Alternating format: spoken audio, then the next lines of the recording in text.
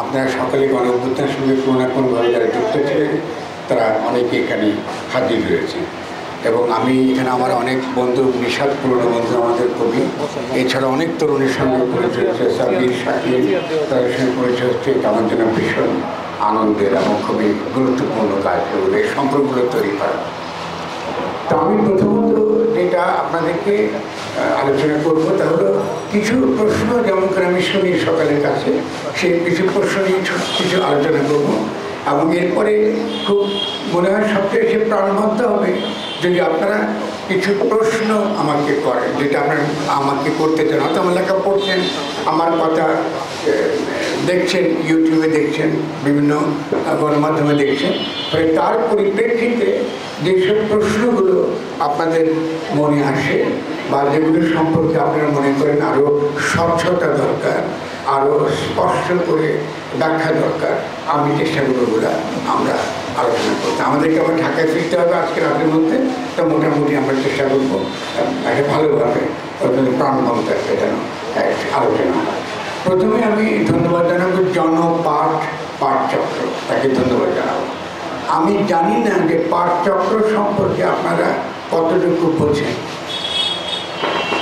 পৃথিবীতে কোনো রাজনৈতিক পরিবর্তন হয় নাই, বড় কোনো পরিবর্তন হয় নাই পাঠচক্র ছাড়া।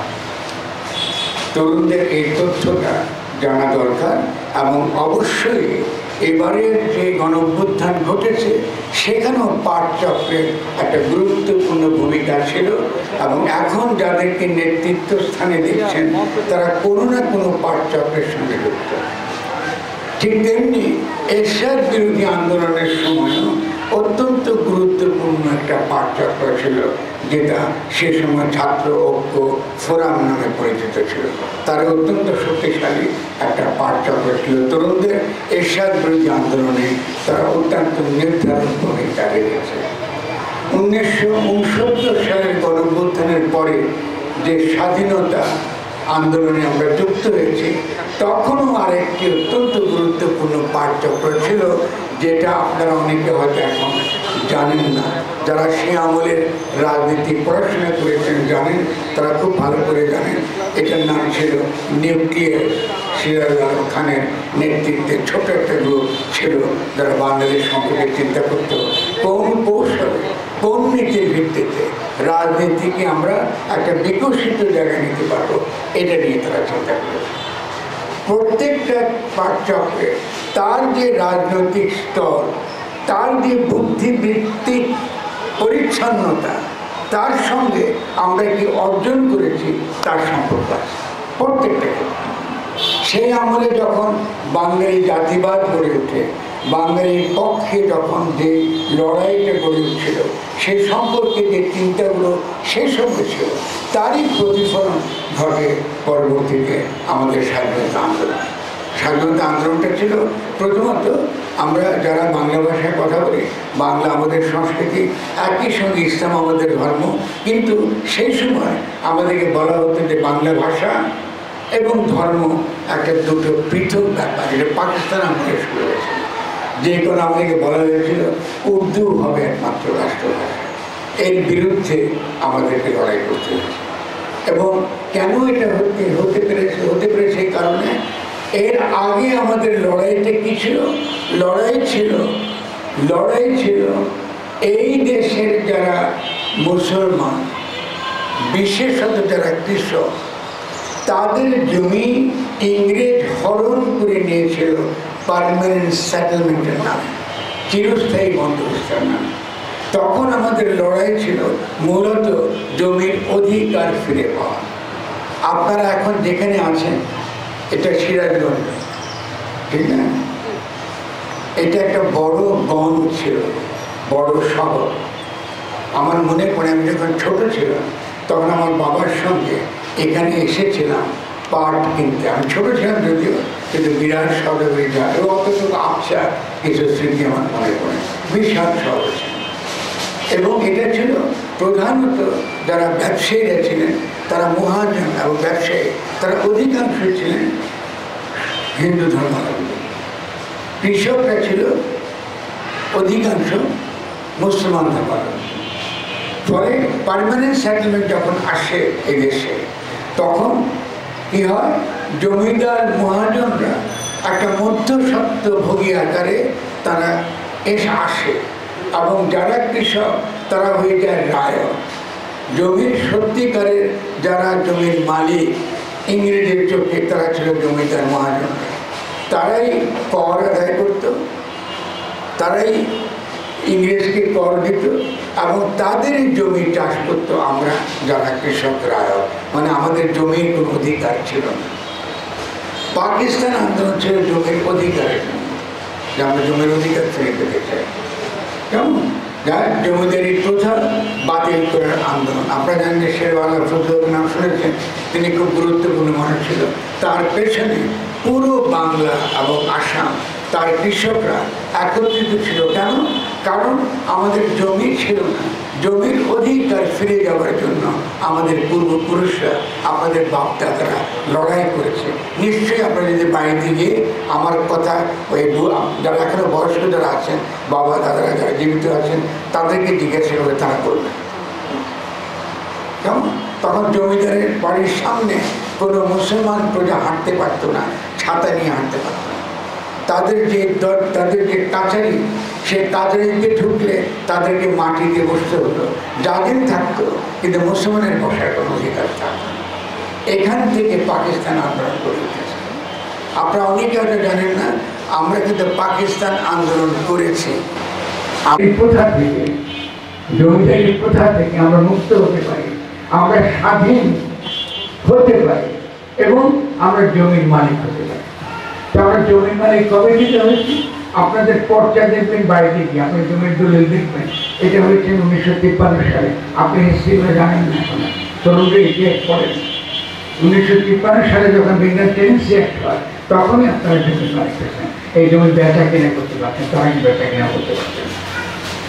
তবে পাকিস্তান আন্দোলন কি সত্য না মিথ্যা? সত্য, এটা মিথ্যা। কিন্তু যখন আমরা 71 সালে আবার বললাম আমার জমির প্রশ্ন সমাধান হয়েছে, এখন আমার সমস্যা আমার ভাষা, আমার সংস্কৃতি, আমাদেরকে বলা হয় যে রবীন্দ্রনাথ এখানে গাইতে পারবেন। আমি কেন? আমি তো বাংলা ভাষী, আমি বাংলা আমার ভাষা, আমি গাইতে পারবো না। ফলে আমরা রবীন্দ্রনাথের গান গাইবার জন্য লড়াই করি।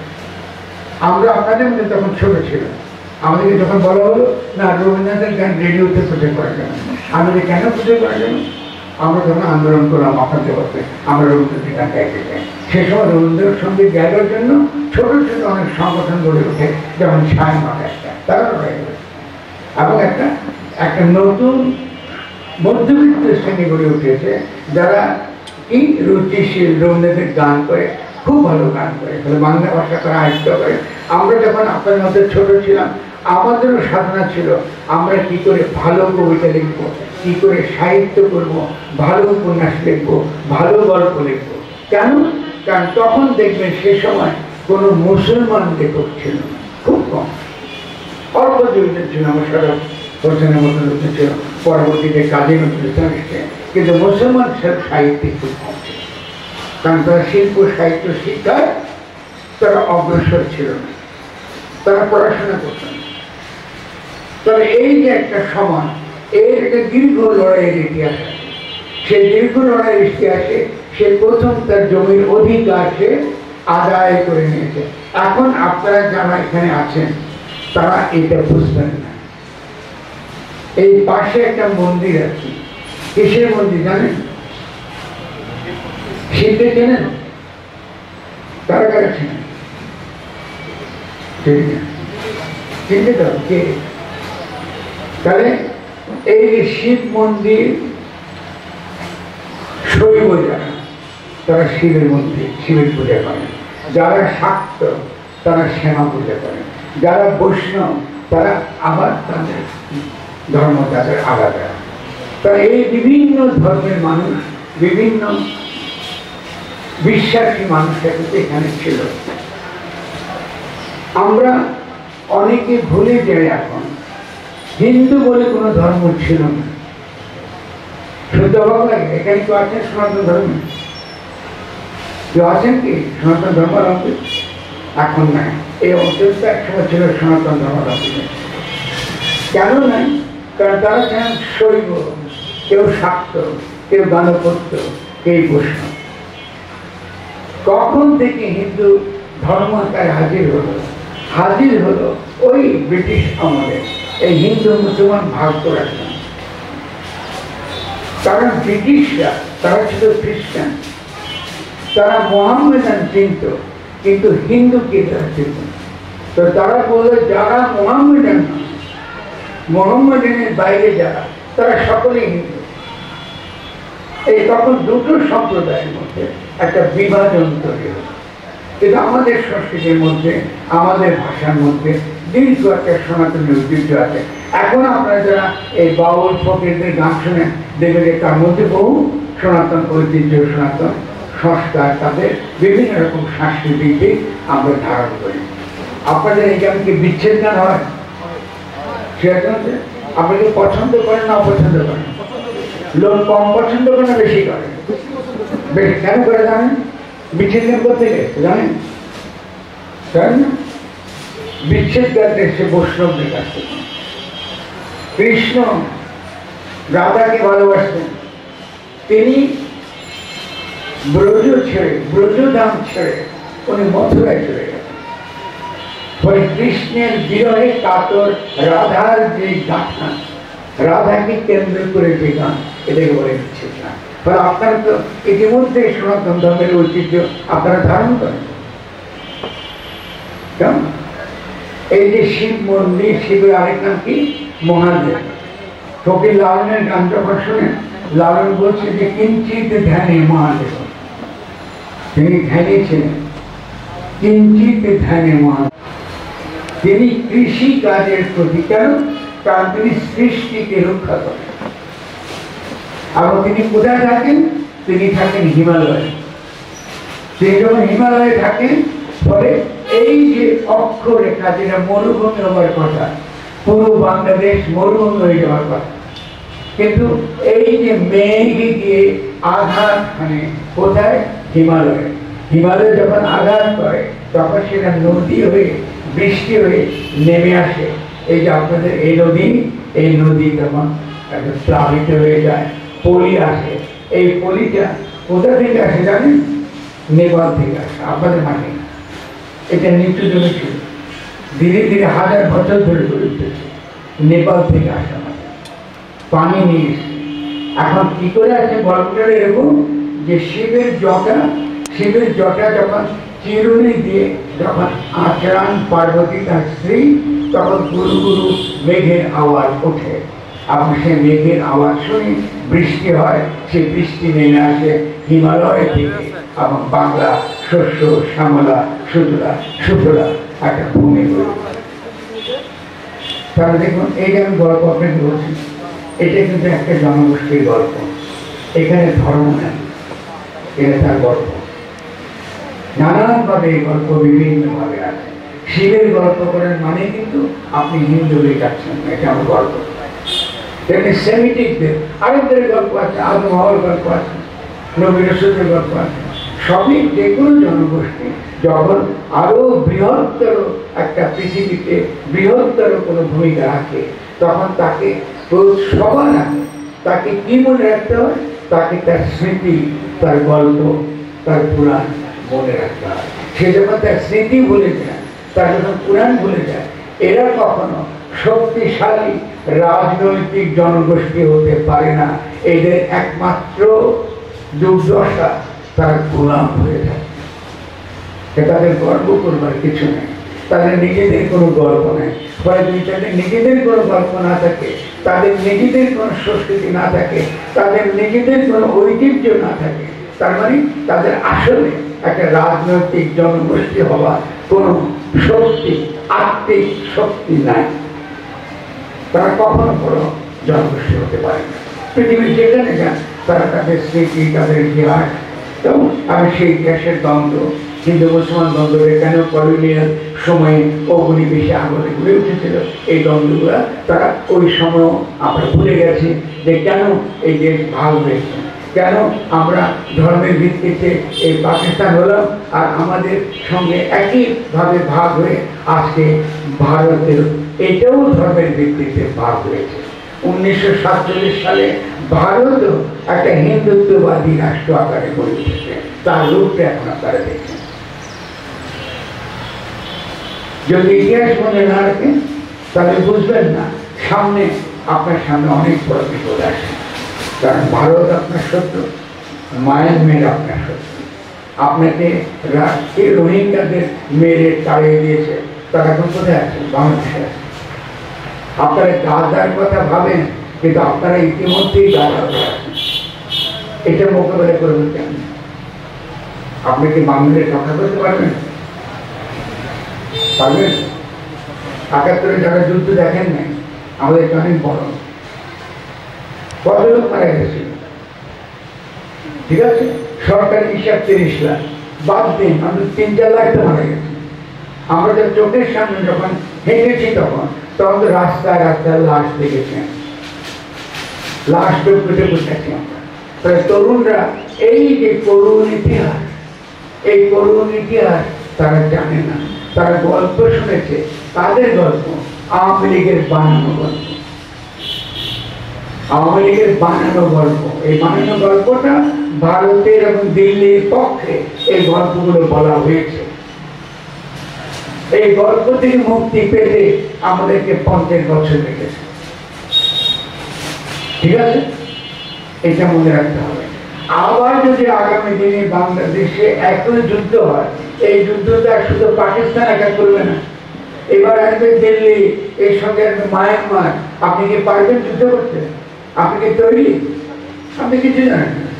আপনি এখানে আওয়ামী লীগ বিএনপি মারপিট করতেছেন, এখনো নির্বাচন করতেছেন। তরুণদেরকে প্রস্তুত করছেন আপনারা যে আমাদের এই দেশকে রক্ষা করতে হলে আমাদের কি কি কাজ করা দরকার, তো আপনার জন্য প্রস্তুতি নেই। আপনারা দলের পেছনে গেছেন, আপনারা দলবাজ হচ্ছেন, দলের পক্ষে গুন্ডামি করে যাচ্ছেন। এটাকে তো রাজনীতি বলে না। রাজনীতি মানে দেশ সম্পর্কে চিন্তা করা, আগামী দিনের ভবিষ্যৎ চিন্তা করা। এই যে একটা বড় শহর, এখন যে শহর সিরাজগঞ্জ দেখছে, তার যে অত্যন্ত সমৃদ্ধ একটা শহর ছিল। আমি যখন হাঁটছি আমার চোখ দিয়ে পানি পড়তেছে। এই শহর জন্য তো আমরা ছাত্র হিসেবে ভাগ করি নাই। এই শহরকে আপনি কি করে আপনাদের ছেলে মেয়েকে উচ্চ শিক্ষা দেবেন? একটা স্কুল নেই, একটা কলেজ নেই, কিছু নেই। আপনাদের ক্রমাগত শোষণ করছে। ঢাকা শহরকে কেন্দ্রীয় ভাবে ক্ষমতা কুক্ষিগত করে স্থানীয় সরকার করতে দেওয়া হচ্ছে না। কারা করে? এই যারা নিজেদেরকে রাজনৈতিক দল বলে দাবি করে। আজকে যদি সিরাজগঞ্জের শহরের লোক বলতো আমাদের এটা একটা সমৃদ্ধ শহর ছিল, আমরা এটাকে আবার একটা সমৃদ্ধ শহর করবো, আমরা এটাকে একটা সমৃদ্ধশালী নদী বন্দর করবো, এটা কি বড় একটা বন্দর ছিল না? ছিল কিনা? তো হয় নাই কেন বড় বন্দর? সিরাজগঞ্জ শহর ভাঙলো কেন? দিনের পর দিন, বছরের পর দিন ভাঙছে, আর কোটি কোটি টাকা লোপাট হয়ে যাচ্ছে দেশ থেকে দেশের বাইরে। আর সেই যারা এই টাকা লোপাট করেছে, ডাকাতি করেছে, তাদের দল তাদের কি আপনার ভাড়া দিয়ে গুন্ডে ছেড়ে রাখছি, এটাকে রাজনৈতিক দল বলে? রাজনৈতিক দল মানে হচ্ছে আমার এই এলাকার উন্নতি কি করে করব, এদের ছোট ছোট বাচ্চারা বসে আছে, এদের শিক্ষা কি করে করব, ওরা কি করে আজকে নতুন বিশ্বে আইসিটি ইনফরমেশন টেকনোলজি দেখছেন, এই টেকনোলজিতে বিশ্বাস, সারা বিশ্ব আর্টিফিশিয়াল ইন্টেলিজেন্স টেকনোলজিক্যাল ডেভেলপমেন্ট বিপ্লব ঘটে গেছে। সিরাজগঞ্জে আছে যেখানে আপনি এই টেকনোলজি শিখবেন, আছে কিছু? আপনার কলেজ নাই, আপনার বিশ্ববিদ্যালয় নাই, টেকনোলজি শিক্ষার কিছু নেই। এইটাই কিন্তু বলে রাজনীতি। কারণ কেন রাজনীতি করবো? আমার জীবন ব্যবস্থা, আমার বৈষয়িক জীবনকে উন্নত করার জন্য, আমি আরো দাস হওয়ার জন্য, আরো গরিব হওয়ার জন্য, আরো দরিদ্র হওয়ার জন্য ঢাকা শহরে অল্প কিছু মানুষের শোষণের ক্ষেত্র হিসেবে তো আমরা সিরাজগঞ্জকে চাই না। চাই কি বলুন? তাহলে যদি না চান আমাদেরকে নতুন করে রাজনীতির কথা ভাবতে হবে। সেই নতুন করে ভাববার কথায় আমি আমরা ওই যে পাঠচক্রের কথা বলেছি, আমরা পাঠচক্রে এইগুলো আলোচনা করেছি। যারা গেছেন এর আগে ভাব পর্যন্ত রোমাল করেছেন, আমরা করেছি, এরকম পাঠচক্র আরো ছোট ছিল। এই ছোট ছোট গ্রুপের মধ্যে আমরা আলোচনা করেছি যে আমাদেরকে নতুন করে বাংলাদেশকে বানাতে হবে। ভাষাটা কি? নতুন করে বাংলাদেশ গঠন করতে হবে, সংস্কার না, নতুন করে গঠন করতে। কেন? আমার ঘরটা ভেঙে গেছে, আমার পরিবর্তনের কিছু ঠিক নাই, এই ঘরে আমি বাস করতে পারছি না, তাহলে আমাকে ঘর তো আগে বানাতে হবে। তারপরে সেই ঘরে বাস করলে সেই ঘরে মুরব্বী কে হবে তার কথা আমরা শুনবো, তখন আমরা সরকার নির্বাচনের কথা শুনবো। আগে কি? আগে গঠন, আগে রাষ্ট্র গঠন, সরকার করে রাষ্ট্র গঠন আগে। এটা মনে থাকবে, রাষ্ট্র গঠন আগে, তারপর সরকার। আমরা আগে ঘর বানাবো, তারপর ঘরে বাস করবো। এই এটা কঠিন লাগে, খুব সহজ। যদি এটা কঠিন না লাগে তারা আমাকে বলে আমরা কেন নির্বাচন করছি, আর ঘরটা বানাতে হবে না। তো ঘরটা বানাতে হলে কি করা উচিত? এখানে এসে বলা উচিত, আচ্ছা বাবারা গণঅভ্যুত্থান হয়ে গেছে, এবার বলো তোমরা কি চাও, কিভাবে হবে, বাংলাদেশটা দেখতে কেমন লাগবে, বাংলাদেশে কিভাবে আমরা থাকবো, এটা আলোচনা করি। কেমন? যখনই আমরা এই আলোচনা করি, এই যে আমরা কি আলোচনা করছি, কেমন? এই যে আপনারা এখানে প্রায় 1-150 মানুষ বসে আমরা আলোচনা করছি না, এই আলোচনাকে তখন বলা হয় গঠনতান্ত্রিক কাউন্সিল। অর্থাৎ কি? রাষ্ট্র গঠন করার জন্য পরামর্শ সভা। খুব সহজ। মানে আমরা এখানে কিছুটা বলছি, এই ভাঙাচোরা বাড়িতে, এই ভাঙাচোরা সিরাজগঞ্জে নতুন করে রাষ্ট্র গঠন করার জন্য আমরা পরামর্শ করতে পারছি। আমরা কেউ তার স্বপ্ন দেখা, কারণ এই বাড়িতে আমরাই বাস করি। তাহলে বাড়িটা, তাহলে যারা আমাদেরকে বাড়ি বানাতে দিচ্ছেন, যারা গঠনের কথা বলে না, এরা কি আমাদের শত্রু না আমাদের মিত্র? একটা পরিষ্কার। তারা যারা গঠনের কথা বলে, গঠনের কথা বলা মানে কি? রাষ্ট্রের ক্ষেত্রে গঠনতন্ত্র প্রণয়নের কথা বলে। গঠন করবার নকশা আগে কেমনি করে বানাবো বাড়িটা, তার একটা গঠনতন্ত্র মানে এই রাষ্ট্র গঠন করবার একটা নকশা, একটা ছবি, একটা আলোচনা, একটা কি, একটা সিদ্ধান্ত, এটাকে বলে গঠনতন্ত্র। তাহলে কি বলেন না এটা হবে না, তারা বলে সংবিধান, আর আমরা বলি গঠনতন্ত্র। সংবিধান কেন? কারণ সংবিধান দিয়া আপনাকে তারা আবারও শাসন এবং শোষণ করতে চায়। সংবিধান বানায় শাসকেরা, আর গঠনতন্ত্র প্রণয়ন করে জনগণ। আপনারা করবেন এই তফাৎ। আমি আবারও বলি, সংবিধান বানায় যারা আমাদের গোলাম রাখতে চায়, আমাদেরকে শাসন করবার জন্য আইনের কথা বলে। গণঅভ্যুত্থান কি আইন মেনে চলেছে? তাহলে তারা বলেছে না, এগুলোকে আইনের মধ্যে ঢুকাইতে হবে, কারণ না ঢুকালে তারা আবার নতুন একটা রাষ্ট্র গঠন করে ফেলবে, তখন এই গোলামদেরকে আমরা খাঁচায় বন্দি রাখতে পারবো। তারা আমাদেরকে গোলাম রাখতে চায় বলে তারা সংস্কারের কথা বলে, তারা কি সংবিধানের কথা বলে, সংবিধানের ছুতা দেখায়। এই সংবিধানের ছুতা দেখিয়ে গণঅভ্যুত্থান যখন ঘটলো, তখন তারা বলল সংবিধানের উপর হাত রেখে সংবিধান রক্ষা করব, এই শপথ দিয়ে আমাদেরকে নতুন অন্তর্বর্তীকালীন সরকার গঠন করতে হবে। আমাদেরকে তারা বাধ্য করেছে। এটা ভালো হয়েছে? আমাদের তো উচিত ছিল তৎক্ষণাৎ আমরা নতুন করে বাংলাদেশ বানাবো, পুরোটা হয়ে গেছে, এটা আমরা মানি। এখন আমরা জেলায় জেলায় যাবো, মিটিং করবো, মেহনতি মানুষের সঙ্গে কথা বলবো, শ্রমিকদের সঙ্গে কথা বলবো, পেশারি বিষয়ে কথা বলবো, ছাত্রদের সঙ্গে কথা বলবো, বলে জিজ্ঞাসা করবো তোমরা কি চাও, কি ধরনের বাংলাদেশ তোমাদের জন্য ভালো হয়। তাহলে সে তখন জনগণ হিসেবে সে তখন এই আলোচনায় অংশগ্রহণ করবে। অনেকে আমাকে বলে আপনি কি অস্বীকার করেন? আজকে বহুলে প্রশ্ন করেছেন, আপনি কি অস্বীকার করেন যে রাজনৈতিক দলগুলো এই আন্দোলনে অংশগ্রহণ করে নাই? আমি অবশ্যই করেছি, কিন্তু তারা কি দল আকারে অংশগ্রহণ করেছে নাকি জনগণ আকারে অংশগ্রহণ করেছে?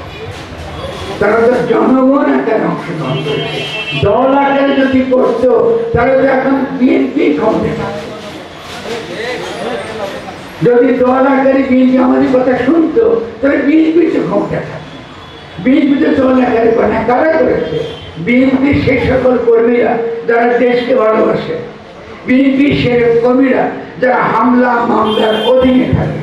আমরা বিএনপিকে বারবার বোঝাতে চেষ্টা করেছি, দয়া করে আপনারা গণ অভ্যুত্থানে আসেন, কারণ যদি গণ অভ্যুত্থান না করেন আপনারা কি খালেদা জিয়াকে মুক্ত করতে পারতেন? খালেদা জিয়াকে তারা মুক্ত করেছে, প্রথম ছাত্ররা মুক্ত করেছে, বিএনপি করেছে। এই যে ছাত্র, এই যে বিভিন্ন বিএনপি কর্মীদের মধ্যে মামলা তুলে নিয়েছে, অনেকের মামলা এখনো তোলা হয়নি। তুলে নিয়েছে কেন? এই গণ অভ্যুত্থান হয়েছে বলে। আর বিএনপি কি বলতো? আমরা তত্ত্বাবধায়ক সরকারের অধীনে নির্বাচন দাও। এতে কি মামলা উঠতো? মামলা কবে লাগতো? তাদের যে গ্রেনেড হামলা, এই গ্রেনেড হামলা মামলা উঠতো? মিথ্যা মামলাগুলো উঠতো। তাহলে কেন তারা এত কিছু বোঝার পরেও কেন তারা নির্বাচন করছে? আমরা কি নির্বাচন চাই না? আমরা অবশ্যই নির্বাচন চাই, কোনো সমস্যা নেই। নির্বাচনের একটা প্রক্রিয়া, নির্বাচন মানে গণতন্ত্র না। কেন প্রক্রিয়া? রাষ্ট্র গঠন করতে হলে প্রথমে যে নির্বাচন লাগে এটাকে বলে গণপরিষদ নির্বাচন। সংসদ নির্বাচন, গণপরিষদ নির্বাচন। সেখানে আমরা কি করি? আমরা আগামী দিনে রাষ্ট্রের গঠনতন্ত্র কি হবে এটা তর্ক বিতর্ক করে একটা খসড়া গঠনতন্ত্র আমরা তৈরি করি। তারপর সেই খসড়া গঠনতন্ত্র আমরা কি করি? জনগণকে দিয়ে বলি, তোমরা এই গঠনতন্ত্র মানো, ঠিক আছে কি? তোমাদের যে অভিপ্রায়, তোমরা যেমন রাষ্ট্র চাইছো সেই রাষ্ট্রের কথা এই নতুন গঠনতন্ত্রে আছে, এই ঘটনাতে আছে। তারা যদি সবাই বলে হ্যাঁ আছে, তাহলে এটা গঠনতন্ত্র হিসাবে গৃহীত হয়। এই গঠনতন্ত্র কারা করেছে? জনগণ। এই গঠনতন্ত্র গৃহীত করবার, গ্রহণ করবার যে পরিষদ, তার জন্য যে নির্বাচন, তাকে বলা হয় গণপরিষদ নির্বাচন। যখন গঠনতন্ত্র হয়ে যায় তখন সেই গঠনতন্ত্রের অধীনে দেশ তারা পরিচালনা করবে সরকার নির্বাচনের জন্য জাতীয় সংসদ নির্বাচন। তারা নির্বাচন আসলে গণপরিষদ নির্বাচন, আসলে কি জাতীয় সরকার। আর কি নির্বাচন? একটু আগে আলোচনা করেছি, স্থানীয় সরকার নির্বাচন। আজকে সিরাজগঞ্জ শহরে তারা সিরাজগঞ্জ জনগণের পক্ষে এই শহর শাসন করবে। তাদের কথা এই শহরে ডিসি, আমলা, পুলিশ উঠবে আর বলবে, তাদেরকে নির্বাচন। আপনারা কি চান না? আচ্ছা, দিকে দিকে তো শাসন ব্যবস্থা, আপনাদের উপর কি পুলিশ সারাক্ষণকে ঠান্ডা করবে? আপনাদের উপর কি ডিসি আমলারা বসে সারাক্ষণ আপনাদের উপর কি অত্যাচার করবে যে কিছু একটা অনুমতির জন্য কিছু একটা না দেখতে হবে, ভাই আমার এটা অনুমতি দেন? কেন? আমি তো দেশের নাগরিক, ও তো আমার সেবক। তাহলে এই এখানকার স্থানীয় সরকার যারা পরিচালনা করবেন তাদের জন্য আবার লাগবে স্থানীয় সরকার নির্বাচন। তবে খেয়াল করে, নির্বাচনকে তো গণতন্ত্র নির্বাচন, এই যে 3 রকম নির্বাচন। কিন্তু যারা এখন নির্বাচন করছে তারা কি বলে নির্বাচন দাও, আমরা ক্ষমতায় যাই, আমরা আবার চেটে পুটে লুটপাট করি। 15 বছর করেছে, আমরা 15 বছর লুটপাট করি, ঠিক না? আমাদের নির্বাচনের বিরোধী না। তখন তো আমাদের পাড়ার সাহেব নির্বাচন চান, আমি তো কখনই নির্বাচন করেছি। নির্বাচন চান চলে যান, আমরা তো কি নির্বাচন চাবো? আগে দেশ গঠন কর, আগে গঠনতন্ত্র আগে প্রমাণ কর, তারপরে আমরা ভিন্ন জায়গায় যাই। আমরা আশা করব আমাদের বাংলাদেশে যারা সচেতন এবং আমি বিশ্বাস করি প্রতিটি রাজনৈতিক দলে দেশপ্রেমী, দেশকে ভালোবাসে, জনগণকে ভালোবাসে এমন মানুষ আছে। এইসব বিচক্ষণ মানুষের কাছে আমার বিনতি, আসেন আমরা কথা বলি, আমরা যুক্তিসঙ্গত কথা বলি, যার মাধ্যমে আমরা এই সরকারকে আমরা একটা পূর্ণ ক্ষমতা সম্পন্ন সরকার করতে পারি এবং নতুন গঠনতন্ত্র প্রণয়নের প্রক্রিয়ায় আমরা যেতে পারি। এই বিভিন্ন জায়গায় জায়গায় গিয়ে আমি এই ছোট্ট সরল কথাটা খালি বলে যাচ্ছি যে আমাদের একটা নতুন কি দরকার, গঠনতন্ত্র। এই নতুন গঠনতন্ত্র কারা প্রণয়ন করবে? জনগণ। এই যে বলছি খুব সহজ। তাহলে এই কথার পরে আমি সম্ভব আপনাদের কিছু নিশ্চয়ই প্রশ্ন আছে না, সেই প্রশ্নগুলো উত্তর দেওয়া অনেক বেশি জরুরি। থাকে সেটা হলো আমরা কিন্তু সংস্কার কিন্তু আমি বলি নাই, আমি বলেছি গঠন। এই বাড়ির সংস্কার করে কি করবেন? আপাতত 10 তলা করার কথা ধরেন, এটা পারবেন করতে? সংস্কার তো করা হবে না। সংস্কার করে তো পুরনো সব আবর্জনা থেকে যাবে। এই জন্য শব্দটা সংস্কার নয়, খেয়াল করুন, গঠন। ওই জন্য আমার বইটা বইটা দিতে হয় একটু রাখছে। এটা 2023 সালে ছাপা হয়েছে, 2024 সালে গণঅভ্যুত্থান হয়েছে। এটা দেখতে পাচ্ছেন? এটা কি লিখছেন? সংস্কার লিখেছে। তাহলে আপনারা গঠন চিন্তা করেন, সংস্কার করবেন। পরে সংস্কার দিয়ে কিছু হবে না, আমাদেরকে নতুন করে বাংলাদেশ গঠন করতে হবে। ঠিক আছে? আচ্ছা, স্বাধীন সার্বভৌম বাংলাদেশ বিনির্মাণ কি কি রাষ্ট্রীয় সংস্কার দরকার? আমি ছোট্ট করে বুঝাই দিই।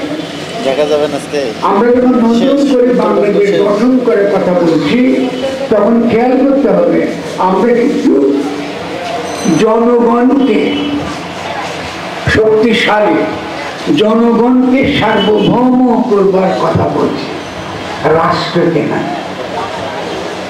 রাষ্ট্রকে বলছি, রাষ্ট্র সার্বভৌম না।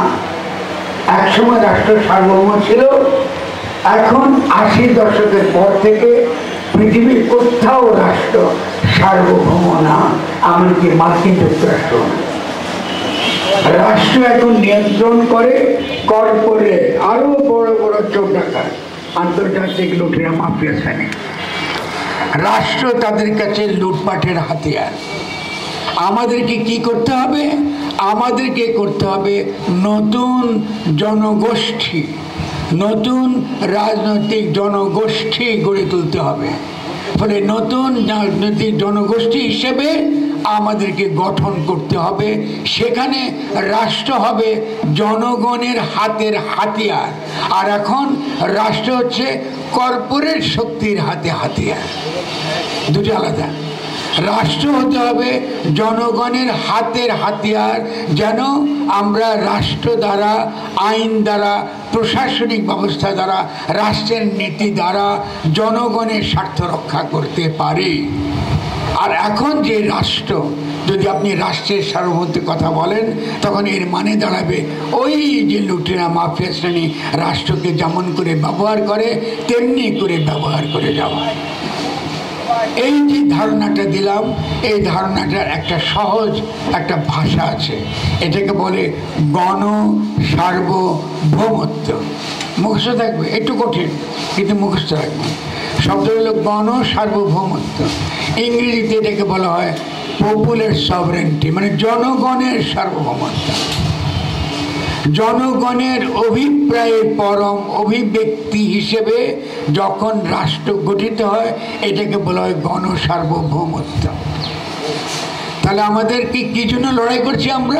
আমরা লড়াই করছি গণ সার্বভৌমত্ব কায়েম করবার জন্য।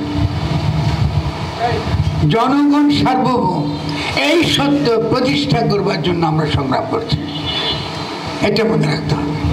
এটা মনে রাখলে আমরা ভুল করবো না, কারণ জনগণের স্বার্থ যেখানেই ক্ষুণ্ণ হয় সেখানেই আমরা প্রতিবাদ করব, সেখানে আমাদের আপত্তি উঠবে। ঠিক আছে? এই প্রশ্নটা আশা করি যে আমরা মোটামুটি এসেছি। এরপরে হলো বাংলাদেশের রাষ্ট্রের অর্থনৈতিক প্রকৃতির কী হওয়া। প্রথমত কিছু তো প্রশাসনিক বিকেন্দ্রীকরণের মাধ্যমে আমরা এটা বলেছি। আমাদের আগামী দিনে যে আর্থসামাজিক সম্পর্ক হবে, সে আর্থসামাজিক সম্পর্কের নীতি বা ভিত্তি হবে আমাদের সম্পদ প্রথমত রক্ষা করা। আমাদের সম্পদ কি? প্রাণ, প্রকৃতি, পরিবেশ। এটা কি সম্পদ না সম্পদ না? মাটি কি সম্পদ না সম্পদ না? আচ্ছা, এখন এই উন্নত কৃষির নামে যদি আপনি বিষ ব্যবহার করেন, সেই বিষ কোথায় যায়? আর কোথায় যায়? পারে না। এটা কি নদী? যমুনা নদীতে যারা আপনাদের আগের যারা ছিল তারা কি পরিমাণ মাছ পেত আর এখন কি মাছ পায়? পার্থক্য আছে কিনা? খালি যমুনা নদীর মাছ কি আর মাছ বিক্রি করে তো সিরাজগঞ্জ ধনী হয়ে যেত, হতো কিনা? তাহলে যদি বিষ বন্ধ, তাহলে এই যে আর্থসামাজিক নীতি, আমরা এই আর্থসামাজিক নীতির জন্য আমরা 3টা নীতি আমরা প্রস্তাব করি। আমি সব জায়গায় 3টা নীতি করছি। কেমন? আমি 3 নম্বর নীতি থেকে শুরু করি, যেহেতু আর্থসামাজিক নীতি নিয়ে শুরু করেছি। আমরা এমন একটা রাষ্ট্র চাই যেই রাষ্ট্র আমাদের জীবন এবং জীবিকা ধ্বংস করবে না, এমন কোনো আইন বা নীতি সে প্রণয়ন করতে পারবে না যাতে আমাদের জীবন এবং জীবিকা ধ্বংস হয়। এক কথা, এমন অর্থনৈতিক নীতি চাই যাতে আমার জীবন এবং জীবিকা ধ্বংস হয় না, 1 নম্বর। এরপরে কি? এমন কোনো নীতি বা আইন রাষ্ট্র করতে পারবে না যার দ্বারা আমাদের প্রাণ, প্রকৃতি এবং পরিবেশ ধ্বংস হয়। এই 2টা নীতি আমাদের অর্থনৈতিক ভিত্তি। এরপরে কি নীতি হবে? আমরা এমন একটা সামাজিক সম্পর্ক চাই যেটা আপনি একজন স্বাধীন ব্যক্তি, আপনি স্বাধীন যদি থাকতে চান তাহলে অবশ্যই আপনার অর্থনৈতিক স্বাধীনতা থাকতে হবে। এটা মানেন কিনা সকলে? অর্থনৈতিক স্বাধীনতা ছাড়া কোনো স্বাধীনতা হতে পারে না। কিন্তু যদি আপনি বাধ্য হন যে বেঁচে থাকতে হলে আপনার শ্রমশক্তি আপনাকে বাজারে কম দামে বিক্রি করতে হবে, এটা কি আপনি মানবেন? এখানে কারা কারা মানবেন? হাত তুলেন যে কম দামে আপনার শ্রম আপনি বেচবেন বড় লোকের কাছে, সেই কারখানা দেবে আপনাকে, মাস শেষে মজুরিও ঠিক মতো দেবে না। আছে না এরকম কারখানা? আছে কিনা? তো এই ধরনের কারখানাকে আপনার থাকতে দেবেন আগামী দিনের যেই বাংলাদেশ গড়বেন, যেখানে একদিকে আপনি নিশ্চয়ই কারখানা চাইবেন, অন্যদিকে আপনি কি চাইবেন? এমন একটা অর্থনৈতিক সম্পর্ক যাতে শ্রমিক তার শ্রমের উপযুক্ত মূল্য সে পায় এবং অন্যান্য সামাজিক সুবিধা, তার শিক্ষার সুবিধা সে পায়, তার কি বলে, তার খাদ্যের যে নিশ্চয়তা এটা সে পায়, তার বস্ত্রের নিশ্চয়তা এটা সে পায়, তার স্বাস্থ্যের নিশ্চয়তা এটা সে পায়। এই তো কঠিন কি বলেন? এটা তো আমরা চিন্তা করলে এটা বাইর করতে পারি। আচ্ছা, বহুজাতিক কি শিক্ষাকে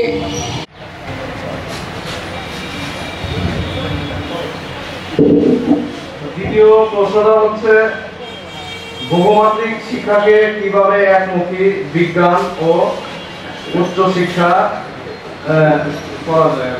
আমি কিন্তু বহুমাত্রিক শিক্ষা বুঝিনি, তার মানে কি বহুমুখী বুঝিনি, এগুলো সব বিভ্রান্তি। শিক্ষার প্রধান উদ্দেশ্য হচ্ছে আমি যত্ন। আমি মানে কি?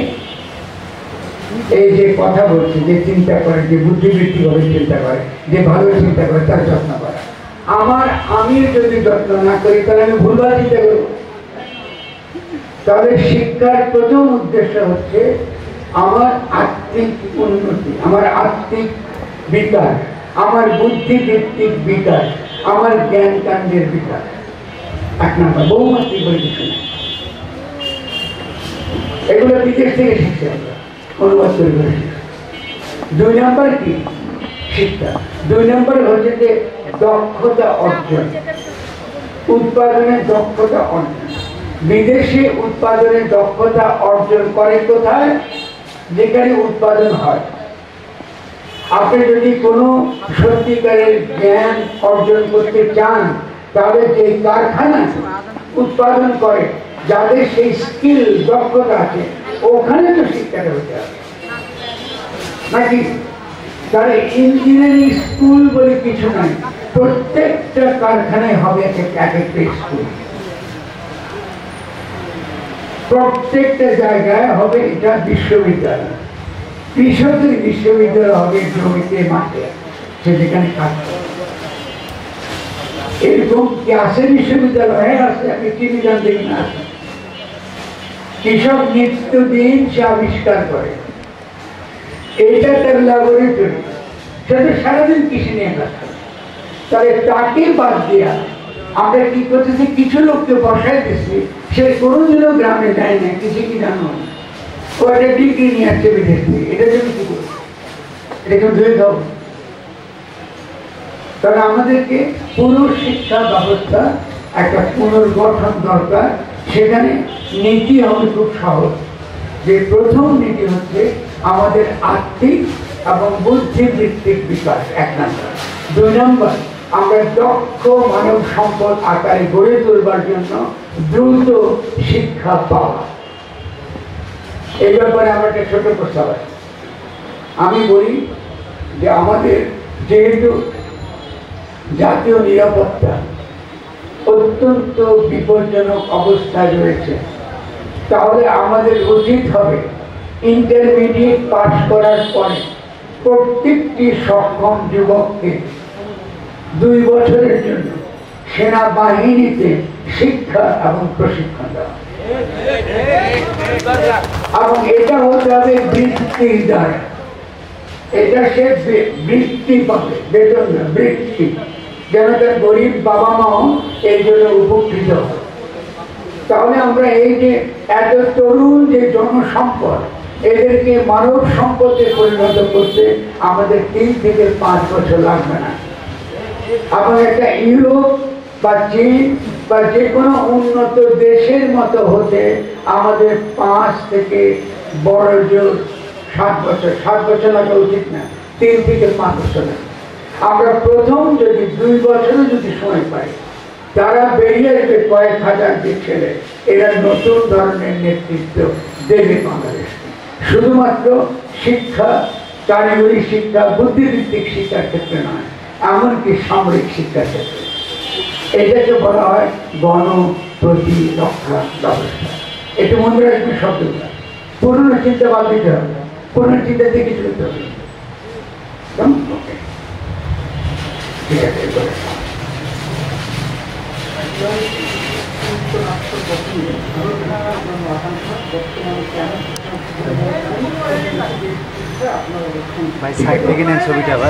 প্রথমত হলো যে জুলাই বন্দ্যোপাধ্যায় মুক্ত রাষ্ট্র গঠনে ভারত বিষয়ে জন আকাঙ্ক্ষা। ভারত 72 সালে বাংলাদেশকে অর্থনৈতিকভাবে সমৃদ্ধশালী দেশ করতে চায়নি। এটার জন্য আমি ভারতকে দোষারোপ করব। আপনারা একটু অবাক হচ্ছেন না শুনে, আমি কেন ভারতকে দোষারোপ করব? আমি যদি দিল্লিতে থাকতাম, দিল্লি তাদের কোনো রাষ্ট্রপ্রধান হতাম, আমি বুঝতাম বাংলাদেশ যদি অর্থনৈতিকভাবে বিকশিত হয়, টিকে যায় এবং স্থিতিশীলতা আসে, রাজনৈতিক স্থিতিশীলতা এবং অর্থনৈতিক স্থিতিশীলতা আসে, তাহলে ভারত ভেঙে যাবে। ফলে যে কোনোভাবে দিল্লি তখন বাংলাদেশের পক্ষে কোনো ইতিবাচক নীতি নেবে না, এটা ধরে নিতে হবে। এটা হলো ভূরাজনৈতিক বাস্তবতা। এই বাস্তবতায় আমাদের প্রস্তুত থাকতে হবে যে আমরা যেন কখন বাইরের কোনো হস্তক্ষেপ আমাদের দেশে যেন না হয় এবং দিল্লির পক্ষে কোনো শক্তি যেন আমাদের মধ্যে কোনো বিভক্তি তৈরি করতে না পারে। আমাদের এখনকার যে মূল লক্ষ্য সেটা হচ্ছে যে আমরা আগে বাংলাদেশ গঠন করতে চাই, আমরা আগে অর্থনৈতিকভাবে বিকশিত হতে চাই এবং ভারতের জনগণের সঙ্গে অত্যন্ত ভালো সম্পর্ক রাখতে চাই।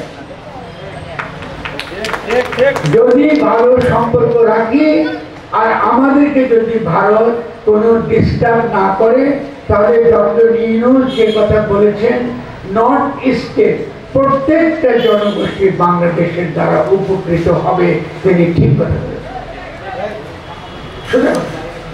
আমাদের সঙ্গে কোনো, আমরা তো শত্রুতা চাই, কিন্তু আমাদের সঙ্গে ক্রমাগত বৈরিতা করা, এটা তো আমরা মেনে নেব। তাহলে আমরা বলবো আমাদের এখনকার লক্ষ্য বাংলাদেশ গঠন করা, বাংলাদেশকে অর্থনৈতিকভাবে বিকশিত করা এবং সেই অর্থনৈতিক বিকাশের সুফল আমাদের সংশ্লিষ্ট যেসব প্রতিবেশী দেশগুলো আছে তাদের জনগণ পান। আমরা তো অমানুষ নই, আমরা তো অমানবিক নই। যদি তারা পায় অবশ্যই তারা পাবে, কিন্তু বাংলাদেশকে দাবিয়ে রেখে ভারতকে শুধুমাত্র সমৃদ্ধশালী করব আর আমাদেরকে কাঁটা তারের বেড়ার মধ্যে আটকে রেখে সস্তা শ্রম সরবরাহ করবার রাষ্ট্র হিসেবে বানাবে দিল্লি, এটা আমরা মেনে নেব না। কাঁটা তারের বেড়া ভেঙে দিতে হবে, এটা বন্ধুত্বের লক্ষণ না। তোমরা অনেকগুলো সীমান্তের অনেকগুলো এলাকা দখল করে রেখেছো অন্যায় ভাবে, এটা করা যাবে না। আমরা সবচেয়ে লোক, আমরা চাইলে আমরা যদি পাকিস্তানকে 1971 সালে পরাজিত করতে পারি, আমরা কিন্তু পরাজিত করতে পারি।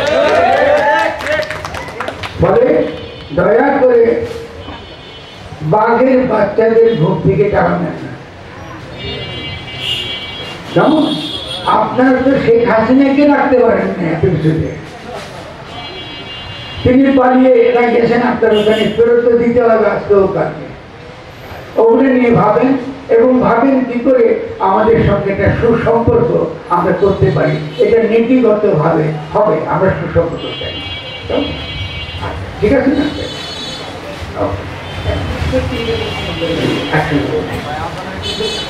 বলেন কি বলেন?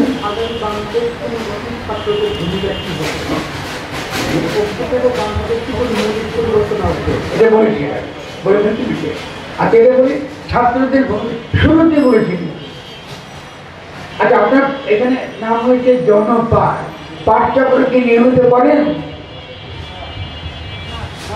তাহলে কিছু হতে হবে কথা সোজা। এই আলোচনা আমাদের মতো লোক এসে করবে, তারপর আপনার আসবেন, তাহলে কিন্তু হবে না। লিখছি আমরা, আলোচনা করছি, নিজেরা আলোচনা করবেন, সমালোচনা করবেন, যেটা মনে হচ্ছে ঠিক না ওটা বলবেন। পাঠ চক্র ছাড়া, বুদ্ধিবৃত্তিক বিকাশ ছাড়া তরুণরা কোনো অবদান রাখতে পারবে না। রাস্তায় চেঁচামেচি করলে রাষ্ট্র গঠন করে যায় না।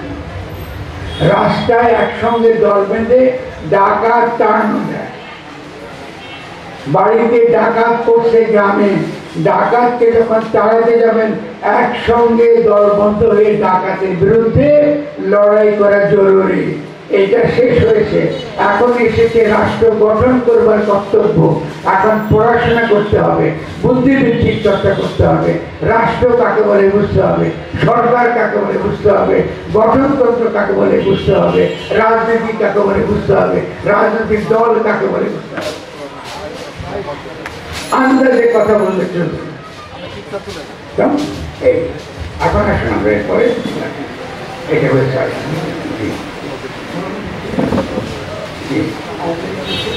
আচ্ছা, বাংলাদেশে ভৌগোলিক অবস্থা বিবেচনা করে কি কখনো ধর্মভিত্তিক রাষ্ট্র গঠন করা সম্ভব?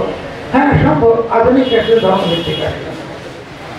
পাশ্চাত্যের যে রাষ্ট্র, এটা খ্রিস্টীয় ধর্মের ভিত্তিতে হয়েছে। আপনি জানেন? জানেন কি? আধুনিক রাষ্ট্র মানে খ্রিস্টীয় রাষ্ট্র।